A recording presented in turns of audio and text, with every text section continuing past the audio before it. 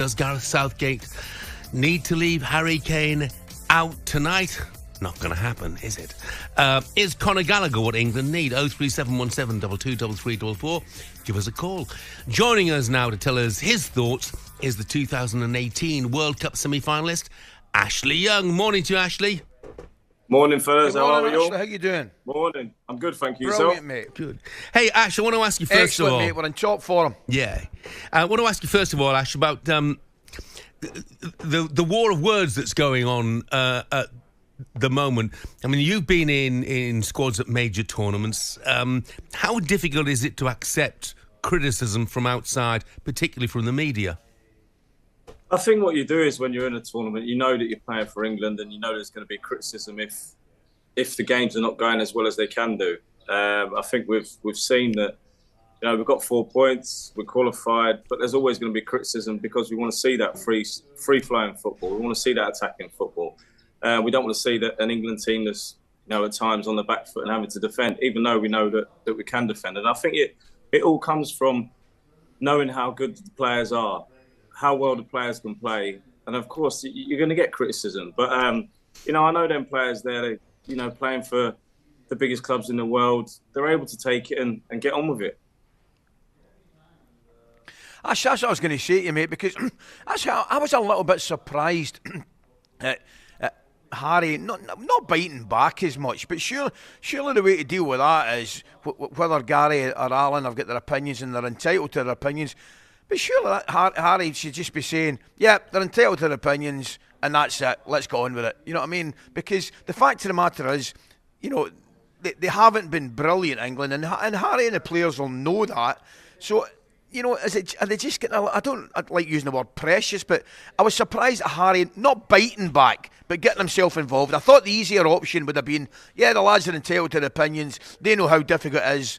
We've not played 100% as well as we wanted to, but we will get better. I think that's the thing.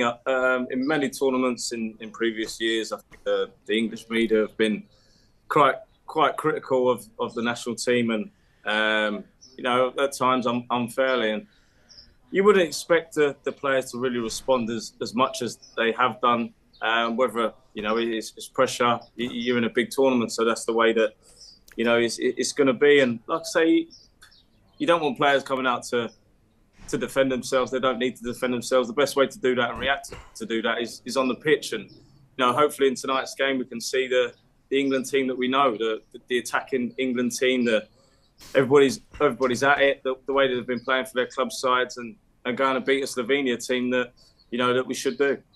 I think, Ash, that's one of the things that people look at, though. They see all of the, you know, some fantastic players, you know, brought together. With their club sides, for example, you know, they'll know how to press. And yet for England, they somehow seem to have forgotten how to press. I mean, is that just down to the coach?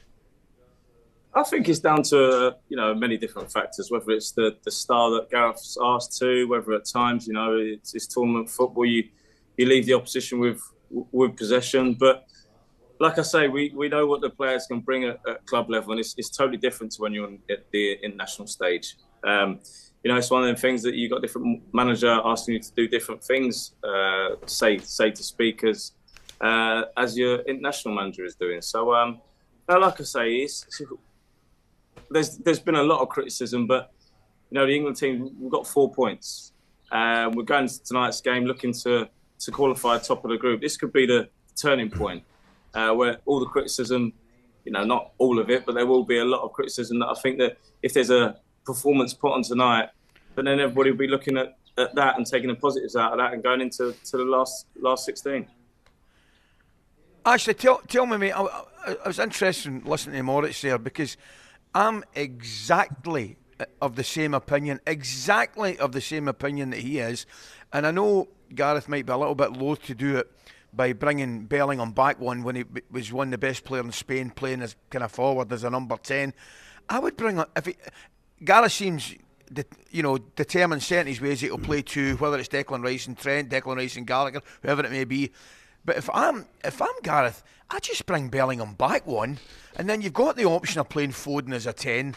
bring Anthony Gordon in or Cole Palmer in the left-hand side. And why would you not bring Bellingham back? Just play alongside Rice and say, effectively, just play as an old-fashioned midfielder and get up and down. Yeah, I think that, everybody's going to have their opinion on which way they want the team to be, which shape and which formation they want the team to be.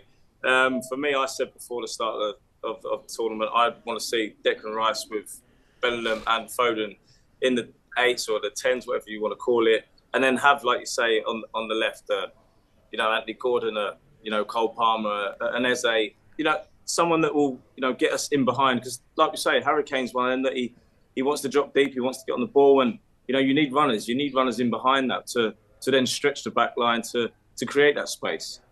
So that's the formation I'd like. But like I say, there's it's down to the England manager. It's not an easy task to pick an England team. There's so much talent in that squad. But it's find that right balance to I think help each other. And like I say, playing with the two deep midfielders, for me, I'd rather see the one and giving Phil Foden and Jude Bellingham the license to go and attack the bases and get in the box. talkSPORT Breakfast, waking you up Monday to Friday morning from 6 a.m. on AM, on DAB, via the talkSPORT app and on your smart speaker. talkSPORT.